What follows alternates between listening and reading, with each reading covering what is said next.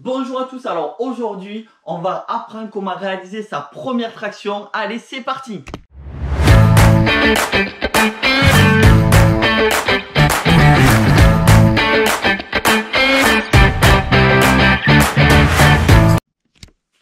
Alors, quels muscles sont sollicités lorsque l'on réalise une traction? Alors, on va regarder tout ça. Tout d'abord, lorsque l'on va saisir la barre, on va solliciter le brachioradial qui est juste ici.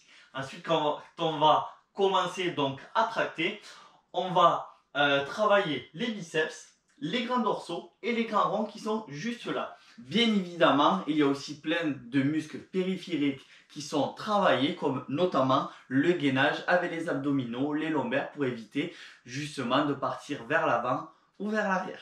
Exercice numéro 1. Ça va être les tractions australiennes, jambes fléchies. Donc, on fléchit les jambes à 90, les pieds parallèles. On contracte bien les fesses et les abdos. On met les mains un peu plus que la largeur des épaules. Et ensuite, on contrôle bien le mouvement et on va aller amener la poitrine au niveau de la barre. Voilà, comme ceci, on contrôle bien le mouvement, surtout sur la phase excentrique, donc sur la fin, sur la redescente, on fait très attention. Et on passe à la respiration.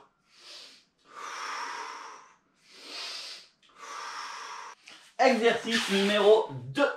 Ça va être la même chose, traction australienne, sauf que là, on ne va pas fléchir les jambes, on va être sur les talons, on gaine bien le corps et ça va être uniquement, donc comme tout à l'heure, les bras qui vont faire le mouvement.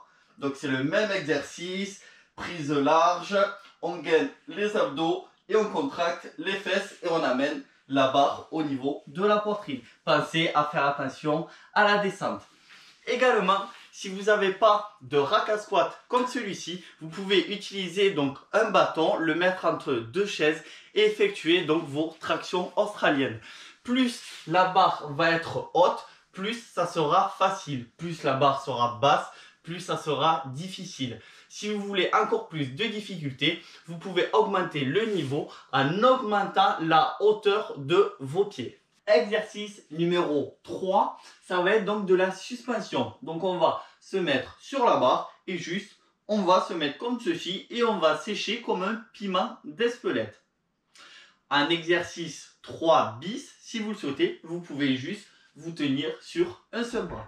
Pensez à bien gainer, à bien contracter les abdos. Donc là, voilà, vous pouvez essayer de faire donc plusieurs changements de main comme celui-ci. Ou sinon, voilà, on reste en suspension. Exercice numéro 4. Ça va être des tractions délestées avec un élastique. Alors, il existe plusieurs types d'élastiques, mais moi j'ai celui-ci. Donc, je vais vous montrer comment on fait. On va le passer autour de la barre. Vous prenez le bout de l'élastique, vous le mettez à l'intérieur de la boucle, vous tirez et le tour est joué. Ensuite, il vous faudra mettre le pied au niveau de la boucle qu'il y aura en bas. Bien évidemment, attention de ne pas vous reprendre l'élastique donc dans le visage, sinon ça pourrait vous faire mal. Et ensuite, alors moi il faut que je fasse attention que ça c'est un 30 kg, donc il ne faudrait pas que je me retrouve dans l'espace à retrouver Thomas Pesquet.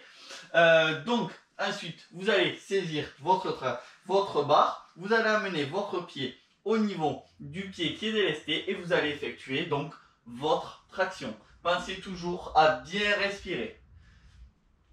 Hop là. Voilà, parfait. Et attention, à la redescente, on relâche tout doucement donc l'élastique. Voilà, cet exercice est super intéressant parce qu'il va vous travailler la coordination. Vous allez apprendre à avoir donc déjà le mouvement pour la suite. Exercice numéro 5, ça va être donc du délestage avec donc du matériel. Donc on peut soit mettre des disques, soit mettre une box, une chaise, peu importe, il vous faut juste essayer de surélever. Par contre, attention, il faut que ça soit une surface stable pour pas qu'il y ait tout qui tombe quand vous allez appuyer. Donc on se met comme ceci, en position de traction, et là en fait on va appuyer sur la jambe, on va s'aider légèrement donc de la jambe pour effectuer donc sa traction. Bien évidemment, on essaye d'appuyer le moins possible au fur et à mesure de notre progression. Exercice 6 saucisses, ça va être de faire des tractions sautées. Donc on se met en position de traction et ensuite on va s'aider du sol hop là, pour effectuer donc une impulsion et alléger notre traction. Si c'est trop compliqué, on utilise une petite variante que l'on a utilisée tout à l'heure sur l'exercice 5. Donc on va rajouter un petit support pour être un petit peu plus en hauteur. Et on fait la même chose, hop, on va pousser. Donc voilà, c'est une variante entre l'exercice 5 et l'exercice 6. Exercice 7, ça va être de faire donc des tractions excentriques. Donc, on va se mettre comme ceci. Donc, bien évidemment, vous pouvez, pour la montée, vous aider donc de quelque chose, donc de mettre des box ou autre. Et ensuite, on va redescendre. On va essayer de redescendre sur 3 secondes.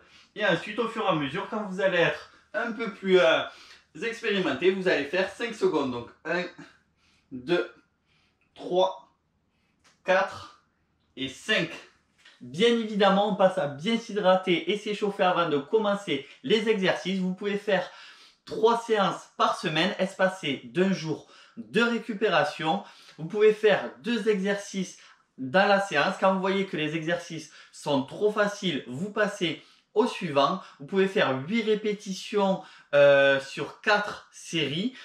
Et bien évidemment, ne faites pas que des tractions, il vous faut travailler aussi les antagonistes avec par exemple des pompes, mais voilà, travaillez aussi le gainage, travaillez aussi d'autres mouvements, sinon vous allez être en déficit musculaire.